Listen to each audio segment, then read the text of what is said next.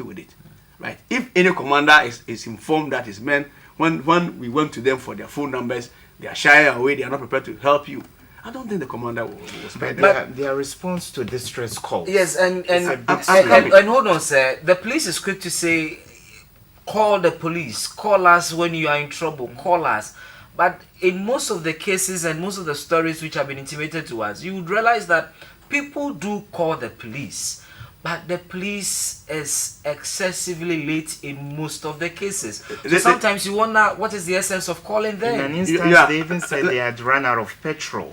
It's unfortunate. I'm sure those are isolated cases. Yeah, but, they are isolated but the larger issue is that the police is always not on time, even though you call them. I'm coming. Run of petrol is unfortunate. I don't think that is even a good statement for a commander or an officer to make such a statement. You see, I just told you that it is important that neighbors should be each other's keeper. Yeah. If you have someone who has time, he's not under stress, he's not under attack, and he's dealing with the police, giving directives, it helps a lot. The person will be talking, you could he's shivering. I was a crime officer. Right. He's shivering. He cannot even express himself well. So the police will drive past the house, come back, they'll be running around. Right. And then our streets are not properly numbered. Our streets are not well numbered at all. In cantonment areas, if such a call is made, it will be easy for the police to get there. Right. In other places, even the road network is sometimes not even good. But I won't talk about that because now we have strong vehicles like Land Cruisers and then pickups. So I wouldn't say that. And our streets are not properly numbered. So sometimes the man is under stress. He's not even able to tell you his story. I have had situations where we got to the areas late. No, we got the information room will call you quickly. I have had situations people even congratulated us that we were there on time. Okay. Right. But where you are not able to give proper in the night. Let me hold on, sir. Here, let me just use Asylum Down as an example. You know, Asylum Down roundabout, there is a station police team for both day and night. Throughout the night, yes, after some time they leave. But what I have observed, and I think Irbard also made the point, is that these teams are stationed. They are stationary. Like the Asylum Down. For you? Well, I always see them at one place. For you? I wonder if from time to time, for instance, this evening, they will drive around Asylum Down, drive on almost every street, and get to even questionable characters and the very mood in which they are. I hardly see a lot of such movement in our communities, not on the highways. In addition to those who are stationary, every district is supposed to organize, have a patrol team. Okay. You have vehicles. Maybe you are here, you don't see, but where I am, I've been seeing them drive around. Okay. My problem is that we don't relate, we don't communicate, we don't even know who is patrolling within your area. The patrol team are there, they are also deployed and they are going around, right?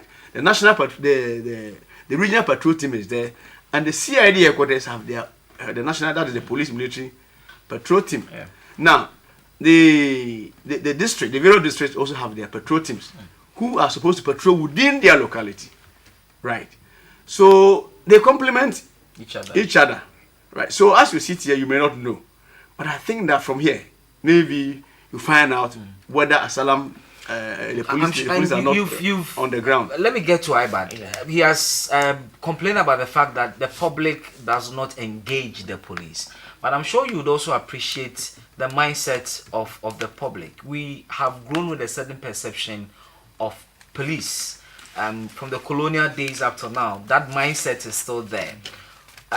Do you see the police service itself making moves to create a certain friendly approach to the public? Are we getting that indication? I think with a police force of about 30,000 and a population of between 24 million and 25 million, we would be living in a fantasy world to tell your friends. The police is your friend.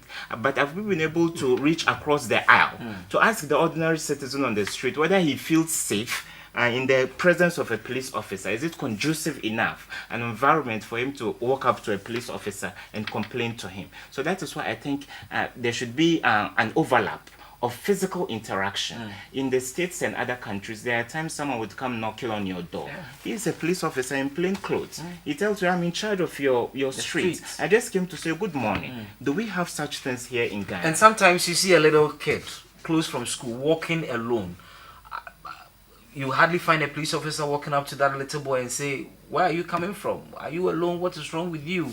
Where are you going? You hardly would find a Ghanaian police officer engaging you, the civilian, and trying to even engage you in a conversation to find out where you're going. I will tell you of a personal experience where we saw a young man wielding machete around Kwame Nkrumah Circle, and he had this machete in his hand, and he had walked from Obechebi Lamte roundabout all the way to the railway line, and we saw a number of police officers, and we were in traffic along the road.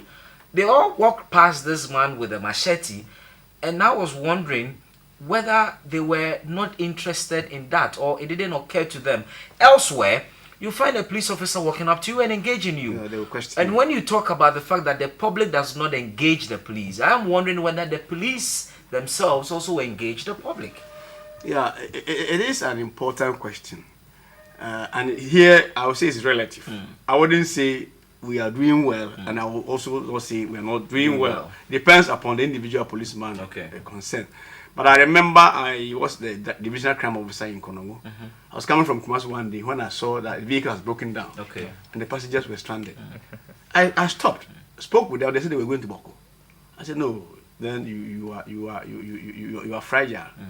Your presence here is just 90. So I went and organized and placed policemen to keep watch on them till the next morning, and they left. Right? They were happy, but they didn't find me again. And I've seen few policemen doing that, but I will not say that it is 100%. Maybe we need to do better. But our system, Chief, don't blame the police and don't blame the civilian. We don't see. I don't know. We need to work on that. We need to work on that. I was on a different network, and I said that I was once a civilian before I became a policeman. And one day I'll become a civilian. So I'm only a civilian in uniform. So one day you see a policeman, you're a civilian in uniform. One day he becomes a civilian. He was once a civilian before he came. But it looks as if there is some reservations and nobody wants to. It is the mindset and mentality we've had and perception of the police. And probably little has been done by the administration itself to change that mindset. I think with the current administration, they are doing well. And they are working hard. I'm here this evening. Yeah, sure. I was assigned to come here. I have not even gone home from work. I was asked to come here and ensure that this program goes. It's not part of it. It is. But let me do some messages which have come. This one says, please, the police is doing a good job, but they have to be smart. Seth sent us that one. This one says, the police must change their way of recruiting and fix people with... and fix people, for example, persons with disability in the C.I.D sector, and deploy them advantage points to disseminate information ordinary citizens will not give. Well, Nana Amansi is talking about some surveillance. I'm sure that one is an operational matter. You know your job very well, and when need be, you do that. This one says, hi BB, and good evening to you and to your panelists. I am a Beku in Techima. The crime wave in this country is frightening, so the police should set up. Kindly ask your young guest to speak up because I can hardly hear him. Young guest, I'm sure you mean Irbard. Abeku in Techima brought us that one. Please, I am Nana and I want to join Ghana Police Service, but I have heard they are picking people underground. Well, that's a matter for another discussion. We are not talking about recruitment. It's not true. I see a lot of young people in the police service today, but I see them doing more of traffic controls when we don't see a lot of community patrols during the day, especially. A lot of young, abled men and women stationed at traffic lights which are already working. Yeah, you are saying that the traffic lights are already working, but it helps a lot. There have been situations where, when the red traffic light is on, people break into other people's vehicles. They snatch phones. They commit all kinds of crimes. Those things, once the police is present, they don't attack drivers or commuters. Now, you are talking about. I will say here, that we have C.I.D men who patrol in Mufti. Okay. We have people who go out on patrol on motorbikes. I don't know whether you have met them before. I've met 2 of them before. Sure. And some people are on bicycles. Oh, So okay. yes, they are on bicycles. And we are doing a lot of intelligence work. A lot. Let's not push you to divulge privilege. Exactly. Everybody is so individualistic now, and that's all you sent to us. A very important point you've made. Maybe good evening to you and to your panelists. Maybe we are all at risk. I think it's about time the police started your community policing, where the police can join forces with the local people. Example, Kefit clubs, associations, and all of them to unravel some of these mysteries. I'm really enjoying the program. God bless you. ETV, keep on doing the best. I think the police is doing a good job, but it is also important for we the citizens to watch our backs. Martin brought us that one, and this very last one says these types of killings are strange to us, and I strongly believe a huge influx of people from other countries, especially, well, you mentioned some countries I won't refer to, cannot be ruled out as a possibility. They come and either they do Sakawa, another 419 related activities. Now these are no more lucrative. They are being used for contract killing, a rampant phenomenon in Nigeria, you say. Well, I'll take your last words. Irbard, first to you and then I'll go to Superintendent. I think providing security is a prerogative of the states, but as civilians we shouldn't take chances as much as possible. You should be able to provide security within the outer perimeters of your own building, and wherever you go, keep guard. You should watch out because there are enemies all around. And when you drive to work and you feel like you're under threat, don't take the same route back home. Just make yourself unpredictable to any potential person. You don't have to actually have to come under threat before you change your routes. I think that it should be a principle for all of us to have alternative routes all the time. And most importantly, baby, don't step on toes. Well, I can't help it. With the kind of job I do, I will step on toes. But Superintendent, your last words as well. Yeah, what I would say is that crime prevention requires a holistic approach. The police cannot exclusively do it. We cannot do it without the public. Members of the public, we need them, and everybody must come on board. Everybody as a city, I'm also at risk. Everybody is at risk, irrespective of the fact that the policeman, whoever you are at risk. So you don't leave it to the police alone. And then our informants should also help us a lot.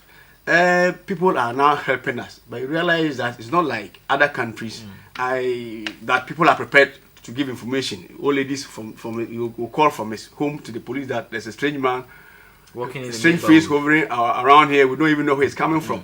Here, nobody seems to care. We are not security conscious. Maybe they don't feel safe after divulging that. They don't feel the police will protect them enough. Many years back, people were afraid. But I think that of late, nobody has complained that he gave information to the police and the information has been divulged. Okay. Not at all. And then what I will say again is that community policing is one thing that we need to encourage. We need to know each other. We need to be each other's keeper. We need to ensure that we protect one another. We need to join hands. We don't allow it. The police patrol team is there, fine. But you are also human beings. We are responsible for our own personal security as well. Thank you, gentlemen, for coming. And I will entreat you, don't put your mobile phones off when you're going to sleep. Please, keep it on. And a lot of you would also want to put it on silent or would want to have it vibrating. In the event that your next door neighbor is in trouble and is calling on you, you may not get it because your phone is either off on silent or on vibration.